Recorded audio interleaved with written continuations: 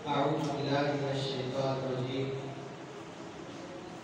हल अताका हदीसु मूसा is नादाहु रब्बुहु bill वादिल मुक़द्दस तुवा इज़हब इला फ़िरऔन इन्नहु तग़ा फ़क़ुल हल लका इला अन तज़क्का व अहदियका इला रब्बिका फ़तख़्शा फ़अराहुल आयतल कुबरा फ़कज़्ज़ब व असा थुम्मा अदबरा यसआ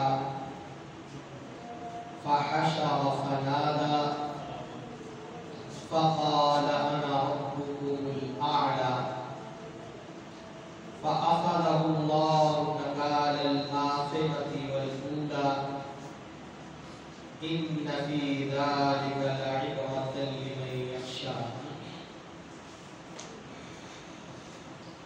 हल अताका हदीसु मूसा, क्या तुझे मूसा अलैहिस्सलातु वस्सलाम का वाक़या पहुंचा है? इज़ नादाहु रब्बुहु, जब उसके रब ने उसे पुकारा, उसे आवाज दी। बिल वादिल मुक़द्दस तुवा, वादिये मुक़द्दस के जिसका नाम तुवा है। इज़हब इला फ़िरऔन इन्नहु तग़ा, कि जाओ फ़िरऔन की तरफ। इन्नहु तग़ा, बेशक उसने सरकशी इख्तियार की है। फ़क़ुल, और कह, हल लका इला अन तज़क्का, क्या मुमकिन है कि आप तज़किया कर लें, अपने आप को पाक और साफ कर लें। व अहदियका इला रब्बिका फ़तख़्शा, और क्या ये मुमकिन है कि मैं आपको आपके रब की तरफ रहनुमाई करूं तो आप उससे डर जाएं। फ़अराहुल आयतल कुबरा, फिर मूसा अलैहिस्सलातु वस्सलाम ने उसे एक बहुत बड़ी निशानी दिखाई। निशानी देख लेने के बावजूद फ़कज़्ज़ब व असा, उसने उसे झुठलाया और नबी की नाफरमानी की। सिर्फ इतना ही नहीं, थुम्मा अदबरा यसआ, फिर वो पलटा और उनके खिलाफ कोशिश करने लगा। फ़हशर फ़नादा, उसने लोगों को जमा किया और तकरीर करते हुए कहा, फ़क़ाल अना रब्बुकुमुल अअला, कहने लगा कि मैं तुम्हारा सबसे बड़ा रब हूं। फ़अख़ज़हुल्लाह, तब अल्लाह ने उसको पकड़ लिया। नकाल आखिरति वल ऊला, उसे दुनिया में भी इबरत का निशान बना दिया और आखिरत में भी इबरत का निशान बना दिया।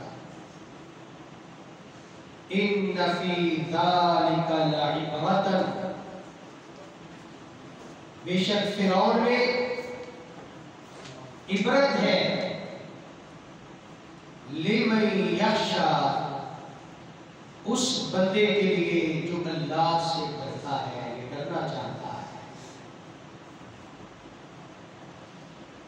इन आयात में अल्लाह ताला ने मूसा अलैहिस्सलाम का पूरा वाक़या जो है बड़े इख्तिसार के साथ बयान किया है। मैंने पिछले दर्स में एक बात गुजारिश की थी कि कुफार के नबियों से आम तौर पे दो बड़े इख्तिलाफ हैं। एक इख्तिलाफ ये था कि क़यामत का दिन नहीं आ सकता। नहीं आ सकते का मतलब कि ये बात मुमकिन नहीं कि जब इंसान मरकर मिट्टी हो जाएगा, उसकी हड्डियां भी गल सड़ जाएगी, तो कैसे दोबारा जिंदा होगा। और दूसरा इख्तिलाफ इस बात पर था कि अल्लाह तो बहुत बड़ा है, फिर कैसे मुमकिन है कि अल्लाह एक हम जैसे इंसान को अपना नबी और रसूल बनाए। ये नहीं हो सकता। अगर अल्लाह नबी बनाता तो फरिश्तों को बनाकर भेजता, इंसान को अल्लाह नबी नहीं बना सकता। ये उनका नुक्ता नजर था। लेकिन ताज्जुब ये कि वो पुराने नबियों को नबी मानते थे। मसलन इब्राहीम अलैहिस्सलाम जिनके नस्ल होने पर, जिनकी औलाद होने पर वो फख्र करते थे, उनको नबी मानते हैं। इस्माईल अलैहिस्सलाम जिनको अपना जद्दे अमजद कहते थे, उनकी नबुव्वत से उन्हें इनकार नहीं था। मूसा अलैहिस्सलाम ईसा अलैहिस्सलाम को अल्लाह का पैगंबर तस्लीम करते थे, बल्कि उनको इतनी ताज़ीम देते थे कि अहले मक्का ने उनकी तस्वीर बैतुल्लाह के अंदर दीवारों पर लगाई कि उनको अल्लाह का मुकर्रब बंदा समझते हैं। जिस तरह हम भी ऐसे करते हैं कि हम पुराने लोगों को तो वली मानते हैं, लेकिन नए किसी को वली मानने के लिए हम क्या, यानी हमारे यहाँ तस्वुर ये हो गया है कि वली हमेशा मुर्दा होता है, जिंदा कोई वली नहीं होता। जब दुनिया से रुखसत हो जाता है तब वो वलायत को इख्तियार कर लेता है, क्योंकि हमने पुराने लोगों की वलायत को मानी है, नए किसी की वलायत को नहीं मानी। क्योंकि पुराने को मानना आसान होता है और अपने हम असर को, अपने जैसे को मानना मुश्किल होता है। तो इस वाकया में अल्लाह ताला ने कुरैश मक्का को यही कहा है कि क्या तुमने मूसा अलैहिस्सलाम का वाकया नहीं सुना? जिस तरह मूसा अलैहिस्सलाम इंसान थे और नबी थे, जिस तरह उनको अचानक नबुव्वत मिल गई, इसी तरह मोहम्मद सल्लल्लाहु अलैहि वसल्लम के साथ हुआ है। फिर इनको आप नबी क्यों नहीं मानते? तो फरमाया हल अताका हदीथु मूसा, क्या तुम्हारे पास मूसा अलैहिस्सलाम की हदीस, उनकी बात, उनका किस्सा, उनका वाकया नहीं आया?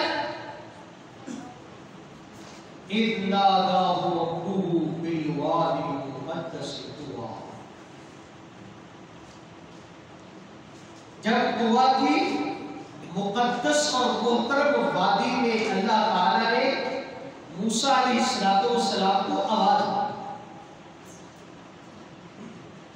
मूसा अलैहिस्सलाम मिस्र के रहने वाले थे, वहीं पर पैदा हुए, फिरौन के घर में परवरिश पाई, जवान हुए, हुकूमत का जुल्म और सितम देखा, अपने कौम और कबीले की मजलूमियत देखी, तो हमेशा उनकी कोशिश होती थी कि मैं अपने लोगों की मदद करूं। एक दिन देखा कि उनकी कौम का, बनी इसराइल का एक फर्द और एक फिरौन की कौम का फर्द लड़ रहे हैं। तो बनी इसराइल के आदमी ने इनको अपनी मदद के लिए पुकारा। अब ये उनकी मदद करने के लिए गए, क्योंकि आमतौर पर यही था कि शाही खानदान के लोग आम आवाम पर जुल्म करते रहते हैं। तो इन्होंने जाते ही किब्ती को एक भरोसा दे मारा, वो वहीं पर ढेर हो गया। अब जब फिरौन को पता चला तो उसने मूसा अलैहिस्सलाम को गिरफ्तार करने के लिए और आपको सजा देने के लिए बाहर मशवरा किया। मूसा अलैहिस्सलाम को खबर हुई, आप वहां से भाग खड़े हो। भागते भागते मदीने में चले गए। वहां पर एक अल्लाह वाले के घर में अल्लाह रब्बुल इज्जत ने रहने का इंतजाम कर दिया। वहां पर शादी भी हो गई। चंद सालों के बाद जब वापस तशरीफ लाए, रास्ता मालूम नहीं था, तो एक जगह पर रोशनी दिखाई दी। तो अहले खाना से कहने लगे, तुम रुको, मैं इस पहाड़ी पर जाता हूं और वहां से आग के लिए आग भी लेके आता हूं और रास्ता भी मालूम करके आता हूं। जब वहां पर पहुंचे तो वो आग नहीं थी, बल्कि अल्लाह की तरफ से रोशनी थी। वो अल्लाह की तजल्लियात थी। वहां पर अल्लाह ताला ने मूसा अलैहिस्सलाम को मुखातब किया और आपको नबूवत से सरफराज किया। नबूवत के बाद दो बड़े मोजज़े अता फरमाए। एक मोजज़ा था कि उनके हाथ में जो लाठी थी, तो अल्लाह ताला ने पूछा, मूसा आपके हाथ में क्या है? कहा जी लाठी है। क्या करते हो? कहा इससे बकरियों के लिए पत्ते झाड़ता हूं, दूसरे काम भी करता हूं। फरमाया इसको फेंको। जब फेंका तो अज़दहा बन गया। अब मूसा अलैहिस्सलाम खुद उससे खौफजदा होते। इसका मतलब यह है कि मोजज़ा जो होता है उस पर नबी को भी इख्तियार नहीं होता, बल्कि खुद नबी को पता ही नहीं होता। तो अल्लाह ताला ने फरमाया इसे पकड़ लो। कहा अल्लाह अज़दहा को कैसे पकड़ लो? फरमाया इसको हाथों लगाओ। हाथ लगाओगे तो दोबारा ये अपनी शक्ल में आ जाएगा। जब उसको पकड़ा तो वो डंडे का डंडा, लाठी की लाठी, और फरमाया कि अपना हाथ अपनी बगल में डालो। जब अपनी बगल में दावा बाहर निकाला तो वो चमक रहा। फरमाया अब जाओ, बहुत बड़ा टारगेट। हम तो अपने अहले खाना को नहीं समझा सकते, अपने हमसाये को नहीं समझाते, डरते हुए कहीं बेइज्जती ना कर दे, कहीं वो मेरी बात सुनने से इनकार ही ना कर दे। फरमाया मूसा मैंने तुम्हें नबी बना दिया है, 2 बोल से दे दिए हैं, सीधे फिरौन के पास जाओ और उसको दाओ। ना फिरौन के पास, वो तो बड़ा सरकश है, जालिम है। और इससे भी बड़ी बात यह है कि मैं उनका बंदा कत्ल करके भागा हूं। इसका मतलब यह है कि मूसा अलैहिस्सलाम ने जो वापसी का प्रोग्राम बनाया था ना, तो वो इस तरह बनाया होगा कि वहां पर छुप छुपा के रहूंगा, किसी देहात में, किसी गांव में, दूर दराज के इलाके में, लेकिन चलो मुल्क तो अपना होगा। यानी उनके ज़हन में ये नहीं था कि मैं वहां पर जाऊंगा और फिरौन से मुलाकात होगी और उसके दरबार में पेश हो जाऊंगा। तो कहा ना, मैंने तो उनका बंदा मारा हुआ है, मैं तो जाऊंगा, मुझे पकड़ लेंगे। कहा मूसा परेशानी हो ना, तुम मेरे नबी हो, जाओ। कहा अल्लाह, फिर एक मेरी गुजारिश है, वो ये कि मेरे भाई को मेरा वज़ीर बना, क्योंकि वो वहां का रहने वाला है, वहां पर रहता है, जुबान भी उसकी मुझसे साफ है, ताल्लुकात भी उसके अच्छे हैं, उसको वज़ीर बना दीजिए। तो अल्लाह ताला ने उनके भाई हारून अलैहिस्सलाम को नबी बनाकर उनका वज़ीर बनाया। ये पहले और आखिरी नबी है जो किसी की सिफारिश पर नबी बना। फरमाया दोनों जाओ, फक़ूला लहू क़ौलन लय्यिना,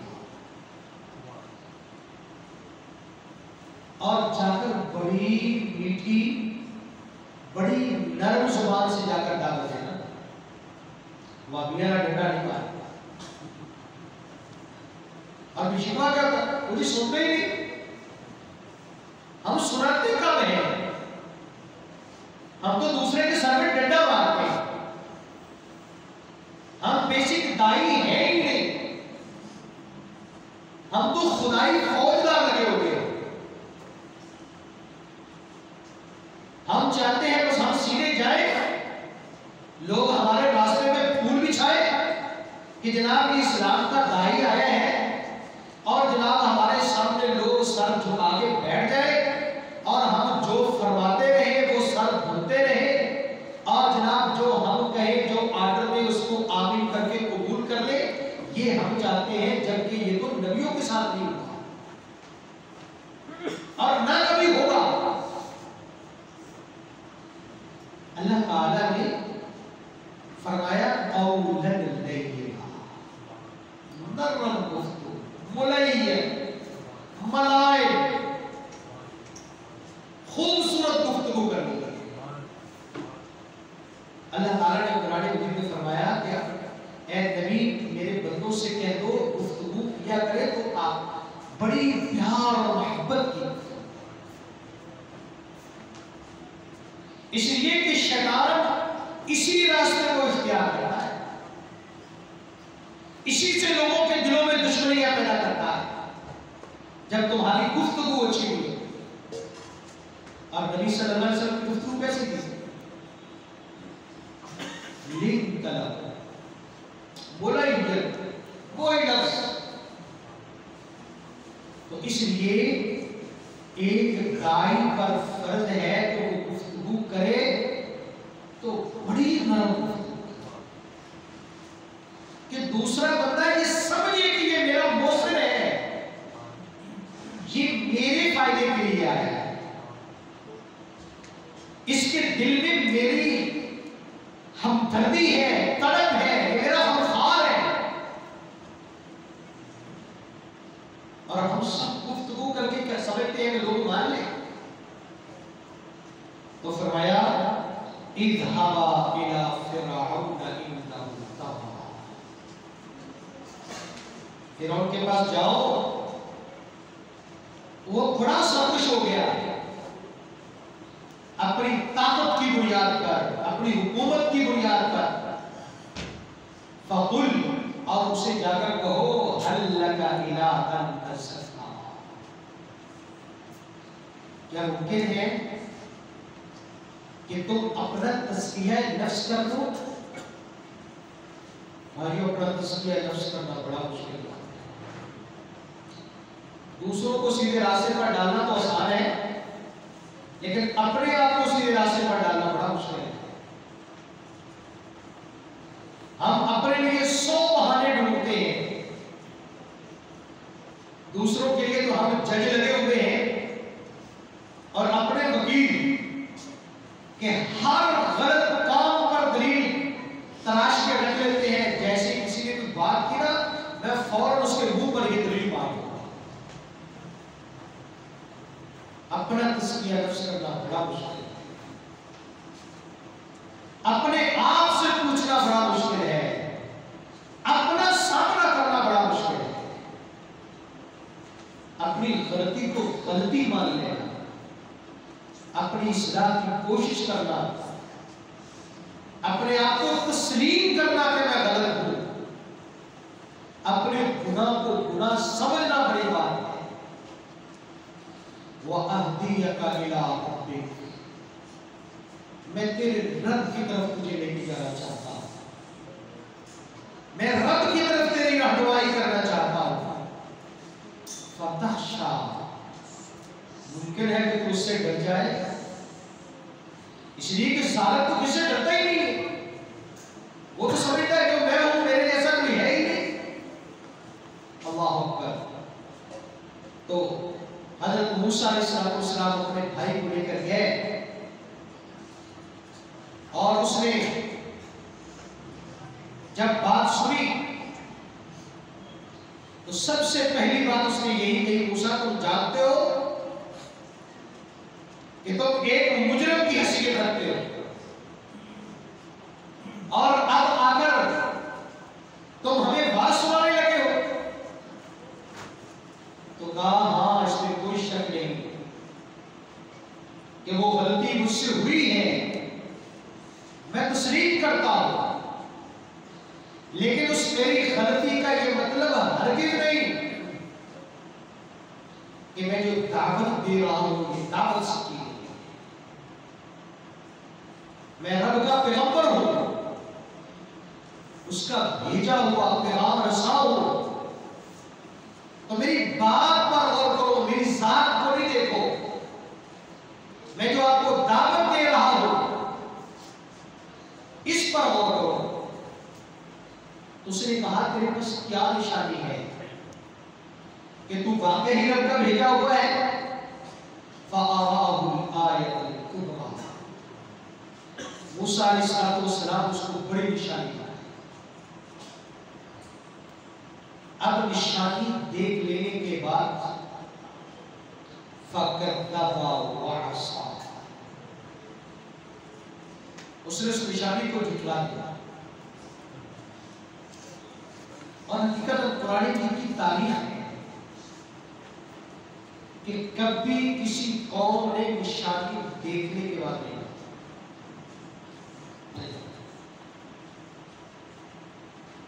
हमेशा अक्लमंद लोग बात पर तवज्जो देते हैं और जो बात पर तवज्जो देते हैं वो मान लेते हैं। लेकिन अल्लाह ताला का निजाम ये है कि अल्लाह निशानियां दिखाता है बात को बिल्कुल खोलने के लिए।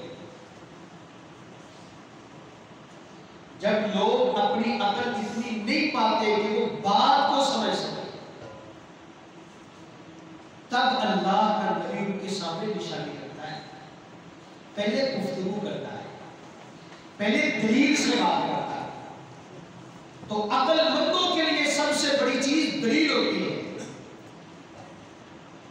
और जो दलील न समझ सके उसके सामने फिर निशानी पेश की जाती है। या जो दलील को समझना ना चाहता, फ़कद्दबा व असा, उसने मूसा अलैहिस्सलाम की दावत को भी ठुकरा दिया, आपकी निशानी को भी ठुकरा दिया। व असा, और नाफरमानी इख्तियार कर ली कि जाओ नहीं मानता। ये नहीं है कि मुझे मेरी बात समझ नहीं आई, नहीं, वो तो शक ज़दा आदमी होता है, क्योंकि मुझे आपकी बात समझ नहीं आ रही।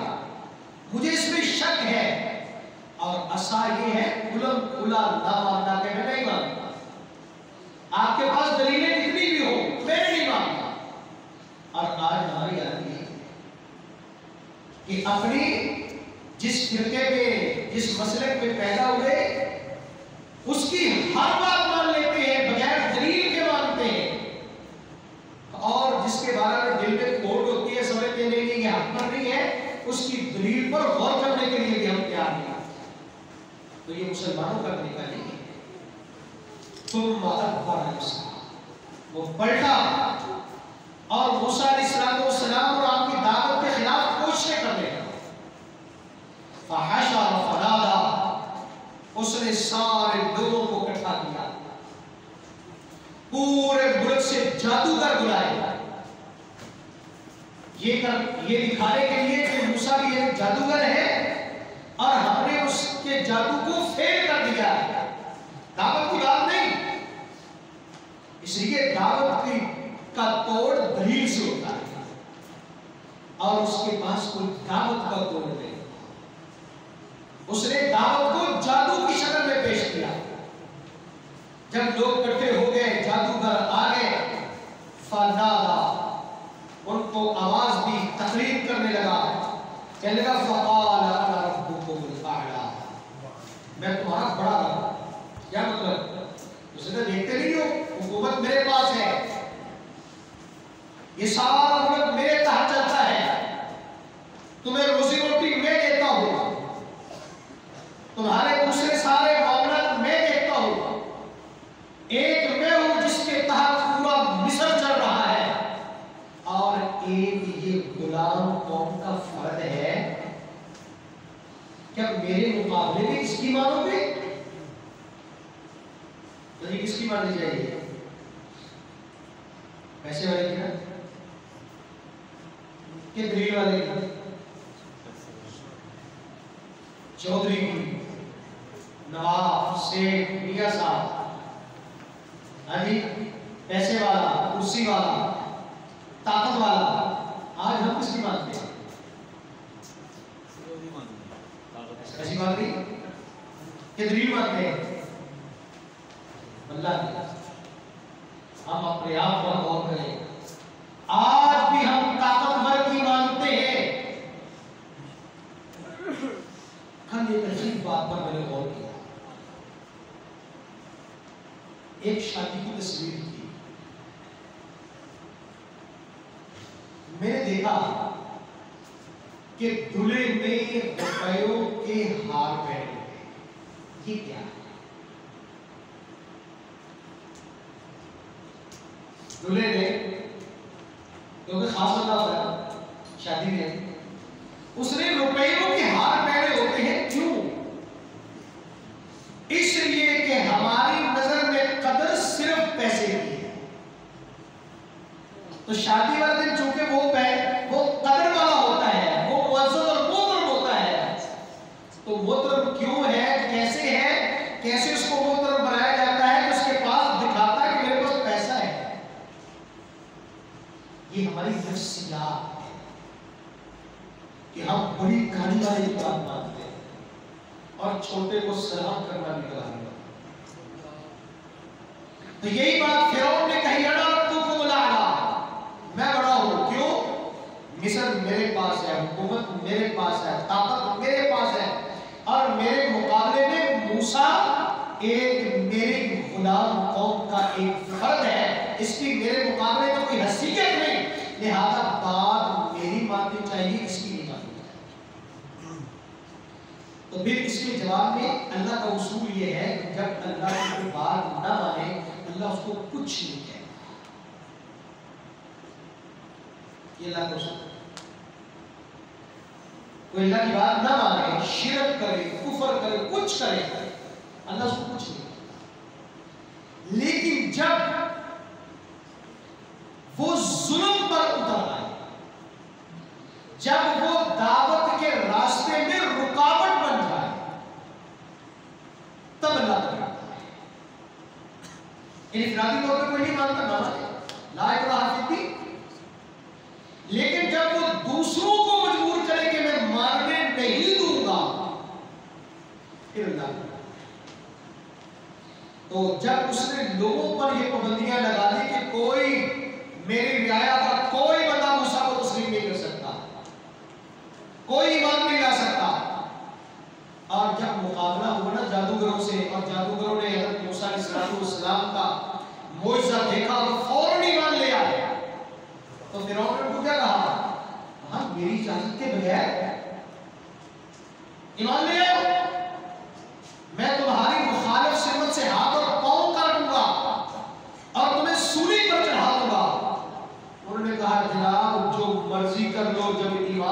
समझ आ जाती है फिर ये छूटता नहीं। और जिन्होंने छोड़ा हुआ है असल में उनको समझ ही नहीं है।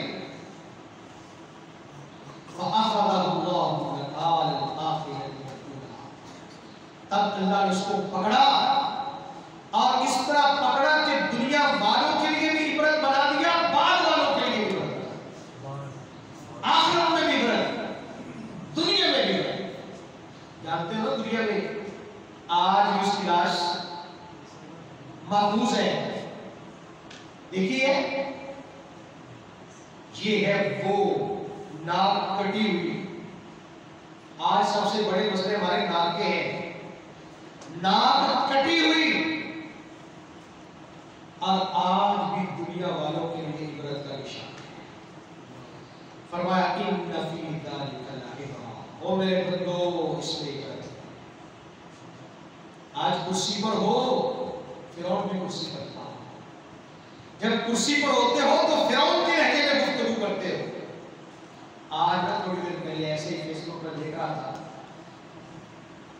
तो पाकिस्तान के एक बहुत बड़े अदाकार का इंटरव्यू था। वो एक नंबर का इंटरव्यू, एक नंबर का अदाकार, और वो इंटरव्यू दे रहा था। हुआ क्या, एक नंबर का अदाकार था, बीमार हो गया और रो रहा है। कहता है एक वक्त था मेरे सामने, मेरे घर के सामने 20-20 गाड़ियां खड़ी होती थी। आज मैं नक्शे पर सफर करता हूं तो मैं रोता हूं। आज नक्शे पर सफर करता हूं, लोग मुझे पहचान लेते हैं। नक्शे वाला पूछता है जनाब तुम तो बादशाह थे, आज क्या हुआ? नक्शे पर सफर कर रहे हो? तो कहता है सारे रास्ता रोता है। आज मुझे कोई पूछता नहीं। मैंने बादशाह वाली जिंदगी गुजारी है, मैंने शहाना जिंदगी गुजारी, आज कोई मुझे पूछता नहीं। कहता अल्लाह मैं तौबा करता हूं, आइंदा गलती नहीं करूंगा, दोबारा वो जिंदगी दे दे। हम जब उरूज पर होते हैं तो फिरौन के लहजे में गुफ्तगू करते हैं, और जब नीचे अल्लाह गिराता है तो वरना एक सेकंड का पता नहीं चलता कि कब गिराता है। तो फरमाया इन्न फी ज़ालिका लइब्रा, फिरौन में तुम्हारे लिए इबरत है, लेकिन उसके लिए भी नहीं यख्शा, जो उस किरदार से डरता है, जो वैसा बनने से डरता है, कुफर से डरता है, जुल्म से डरता है, जो शिरक से डरता है, अल्लाह की नाफरमानी से डरता है, जहन्नम में जाने से डरना चाहता है, उसके लिए फिरौन की लाश आज भी इबरत का निशान है। वाह